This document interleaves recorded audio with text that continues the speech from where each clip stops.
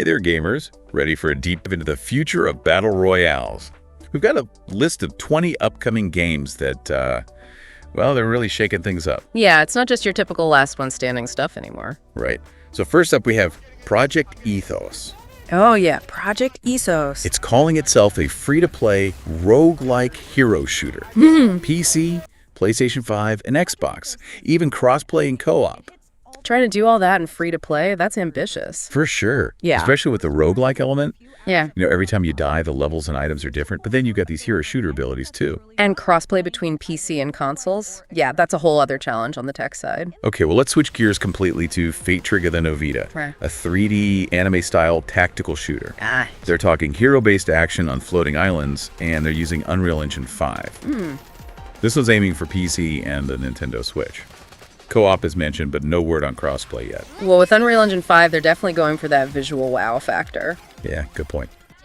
All right, Star Wars Hunters is entering the arena too. Oh, interesting. This one's going for a 4v4 team-based format on Nintendo Switch, iOS, and Android. And get this, crossplay between all of them. Wow, that's impressive given the different hardware they're dealing with. Two Star Wars characters are the big draw here, obviously. Yeah. Makes you wonder if they're trying to go for the mobile market primarily, even with the Switch release. Yeah, maybe. Okay, next up, Mini Royale. Mini Royale. Get this. It's set in a giant kid's bedroom where you play as toy soldiers. PC and mobile with crossplay and co-op. Huh. Well, the concept is definitely unique. Okay, time for some more traditional military action with Green Hawk Platoon. So familiar. Team-based gameplay, PC, PS4, and Xbox One. No crossplay mentioned, but it does emphasize strategic squad play. It'll be interesting to see if they can build a big enough community without crossplay. Yeah, good point. Then we have Rubber Royale, a ragdoll shooter brawler with destructible arenas. 16 players, all on PC and mobile with crossplay. Ragdoll physics in a battle royale. Huh. I think it sounds like a lot of fun. It does, but I wonder about the long-term appeal. True.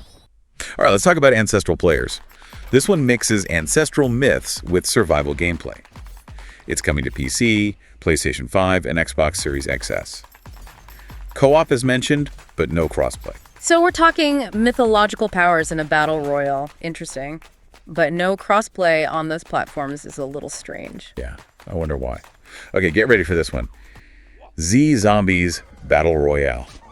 Wait, Zombies 80 Battle Royale? Have we not seen this already? Yeah, but how will they make it different? Are the zombies just there in the environment, or are they a bigger part of the gameplay? Right, good question. All right, let's move on to FMTC, a multiplayer online shooter coming to PC, PlayStation 5, and Xbox Series XS. It blends TPS and FPS gameplay and boasts full crossplay support. Interesting. So they're trying to give players more options in how they approach combat. Yeah, and they're emphasizing choice in everything. Landing spot skills, weapons, gear. Blending TPS and FPS could be really cool, but it definitely adds a layer of complexity to the design. Next, we have Extopia, a post-apocalyptic battle royale with co-op for PC, PS4, and Xbox One. They're talking scarce resources, survival, gritty atmosphere. Sounds a little generic, doesn't it? Yeah, maybe a bit. But hey, maybe they'll have some surprises up their sleeve. All right, next up is Trench Warfare. This one takes place in World War I. World War I. Now that's a setting you don't see every day. Yeah, it's PC only, and you'll be digging trenches, building defenses, and fighting in close quarters. Limiting it to PC might be a mistake. I think console players would be open to something different like this. Maybe. Okay, now for something completely different, Lootem drops players onto one of two wild islands. Yeah. The focus is on scavenging for weapons, running people over with vehicles, and blowing stuff up. PC and mobile are getting it with crossplay. 2 islands. Does that mean smaller matches, or will there be some way to travel between them? Guess we'll have to wait and see. All right, next we have Battle Royale with cheese, with a modern battlefield setting and 20 teams of 3.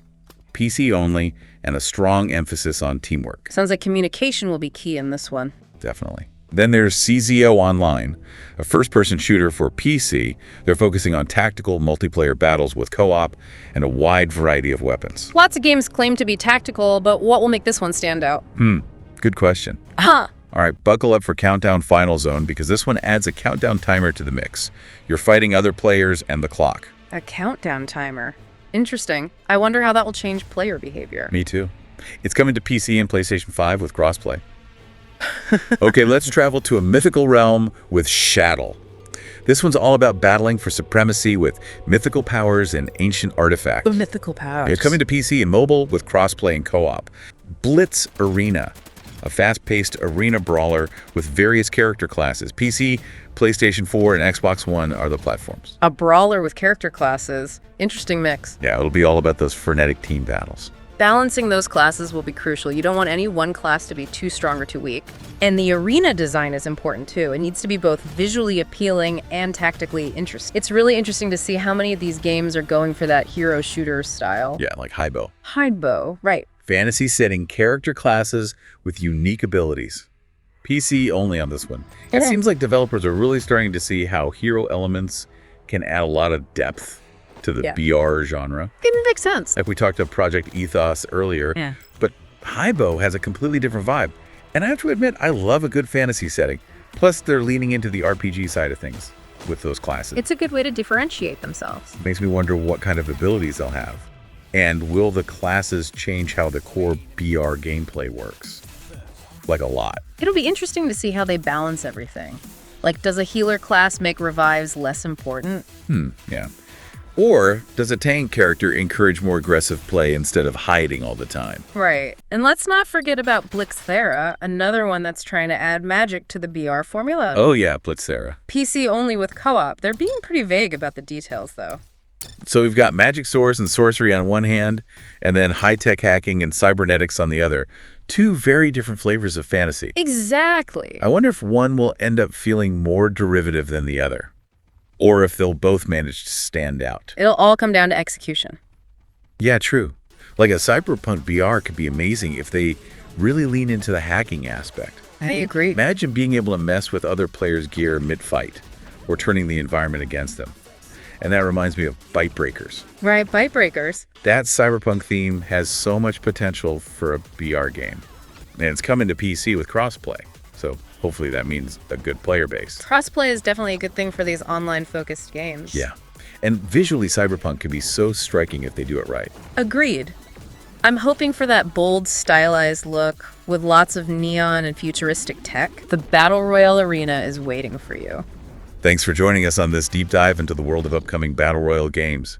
We hope you're as excited as we are for what the future holds.